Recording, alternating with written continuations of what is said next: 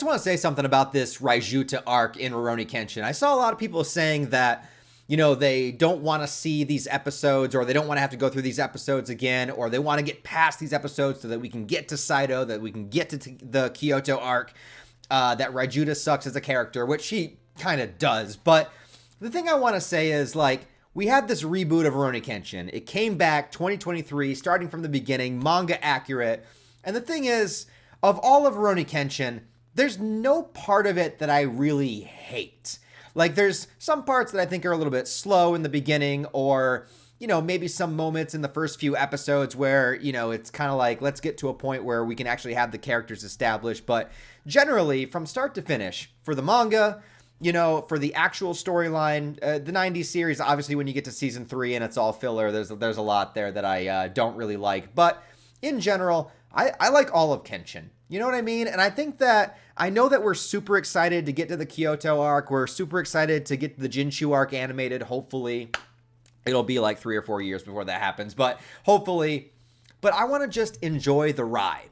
I want to enjoy the entire experience. I want to go through everything. I want to watch the Raijuta arc. You know what I mean? It's only going to be it's only going to be one more episode. So, like, it doesn't matter.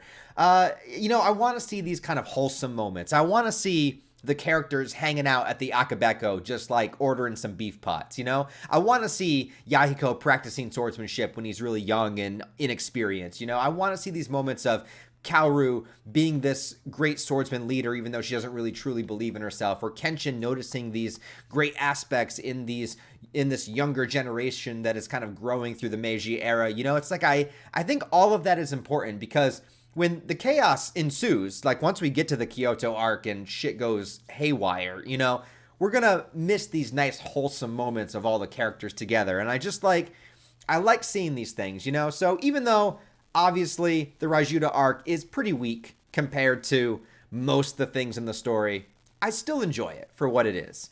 And I also want to say that I thought this episode was handled and presented really, really well. I thought they did a great job showing the dynamic between Yahiko and Yutaro. I thought they did a great job kind of enhancing some things. And also, this is one of the few episodes where they actually do deviate from the manga a little bit. Now, there have been a few manga differences so far. Like, they do introduce Yahiko, I believe, a little bit earlier than he's introduced in the manga. But this was the first one that is kind of, I don't want to say significant, because it really doesn't change the storyline, but shockingly changed. It's a shockingly changed moment, because this episode adapts chapters 38 through 41, and particularly within that segment, there is a huge fight scene between Kenshin versus a handful of Raijuta's men.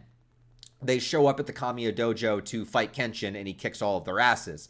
Now, these characters are also featured in the 90s version, although in a different way, but it is completely, utterly skipped in this episode. I'll try to find the chapters. Yeah, so there's this whole segment where Kenshin basically kicks their asses, and Yutaro sees, what a great swordsman Kenshin is.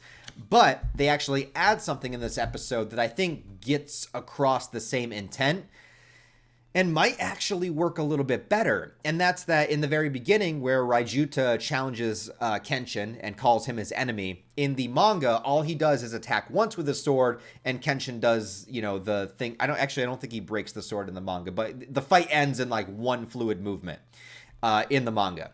In the beginning of this episode, where Raijuta attacks, there's this whole sequence of him attacking a bunch of times and Kenshin continuously dodging, and even Sanosuke, kind of mimics it to when he fought Kenshin with the Zanbato, where it's this big, powerful strike, but Kenshin is so fast that if you can't hit him with it, it doesn't really matter. Raijuta is a huge dude. Raijuta, like, physically, Raijuta's a lot stronger than Kenshin, right? Like, he could deadlift a lot more, right? But when it comes to sword fighting, well, it doesn't really matter how strong you are if you can't hit anybody. And, Kenshin's just way too fast for him, so it doesn't matter. And I like that that's showcased here in the very beginning of the episode, but you don't get that in the manga. So instead of having Kenshin fight Raijuta's subordinates, they instead just go into round 1 of Kenshin versus Raijuta in the beginning of the episode, where Yutaro is kind of there to witness it. So it gets the same feeling across, but it's done in a very, very different way. Other than that, though, everything kind of plays out as it does in the manga. And I was surprised at how far the episode got because, again, since they didn't need to have that extra fight sequence, they got a little bit farther. And I think the biggest, kind of thing in this episode that happens is obviously the injury with Yutaro, because the way that Yutaro was brought up, built up in this episode, if you didn't know any better, you might think that it would be him and Yahiko being like swordsmanship buddies, like Yahiko was going to have a rival character and that they were going to both be students of Kaoru and that they were both, like, you would think that, like when they added in Megumi, who's now like the resident doctor character on the side, you would think that they're adding in Yutaro to be like another swordsman or, kind of like, I guess a rival. I guess I said it correctly. A rival to Yahiko, someone to help him build and grow stronger. And, Yahiko gets a little bit cocky because Yutaro has no swordsmanship skill whatsoever. But then when he actually starts to, get a little bit of lessons from Kaoru, he's already like starting to get on Yahiko's level. And Yahiko's like, what the hell? But unfortunately, that will not be the case because Raijuta has challenged Kenshin, and he does this swordsmanship technique, which is sort of like, very, very fantasy, but it's like cutting the wind so strong, like cutting through the air so strong where it sends like a current, through and kind of cut somebody. Kenshin was able to kind of like momentarily dodge this, but because he did, Yutaro got hit, and they explained in the very end of the episode, it cut through his tendons. Like, he will not be able to hold a sword, like, ever again, which is incredibly tragic because of how young Yutaro is and also how important swordsmanship was to him.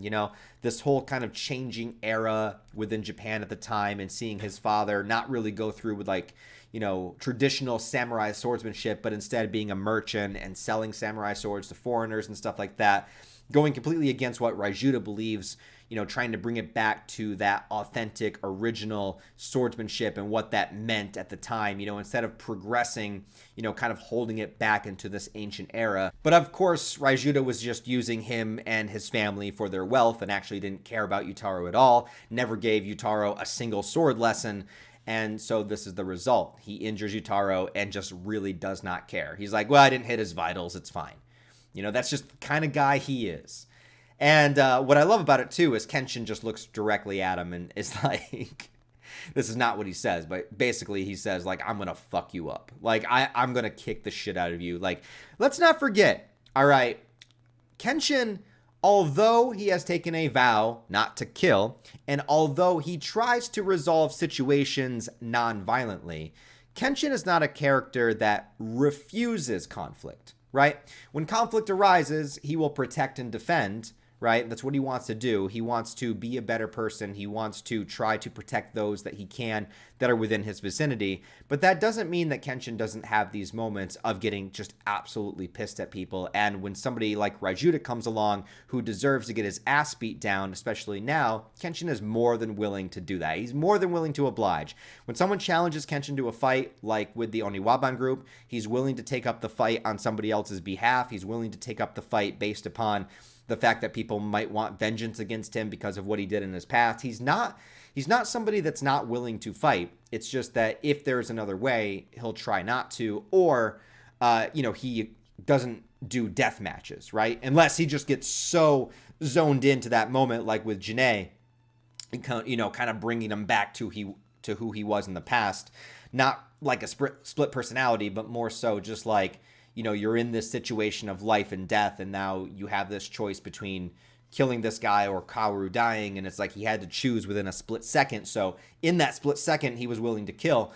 But mostly, like 99.9% of the time, he's going to try to find a different way. But there are these moments, like against Raijuta, where somebody is just such a fucking prick that Kenshin's like, I'm not going to let this slide. Like, I'm going to kick your fucking ass. And so that's where we're going. And so the next episode, really, because of how far they got in the manga, is pretty much going to be just like the entire fight between these two characters. So looking forward to that, especially with the way they added that extra animation like in the beginning of this episode. It's a good tease for it. I think that there's a lot of potential here. And again, I know that a lot of people don't like the Raijuta segment, or you just want to get past it because what happens, after this, once we get to Saito and the Kyoto arc, like, it gets so good. And I know it does. It's my favorite, one of my favorite arcs in all of manga. But you know what? Let's just enjoy the ride. Let's just get there one episode at a time. We know there's not going to be filler, so let's just enjoy it, man. Anyways, that's my review of this new episode of Kenshin. What did you guys think about it? What did you think about the change that they did in the manga, from the manga to this? Did you like the episode? Did you enjoy it? If you're anime only, what do you think about this segment? Other than that, guys, please like the video and comment. Help get these Kenshin videos out there. I know not a lot of people are watching Kenshin right now because, you know, it's an older series, but that, you know what? I enjoy what I enjoy, right? So it is what it is. Anyways, guys, thanks for watching. I'll talk to you next time.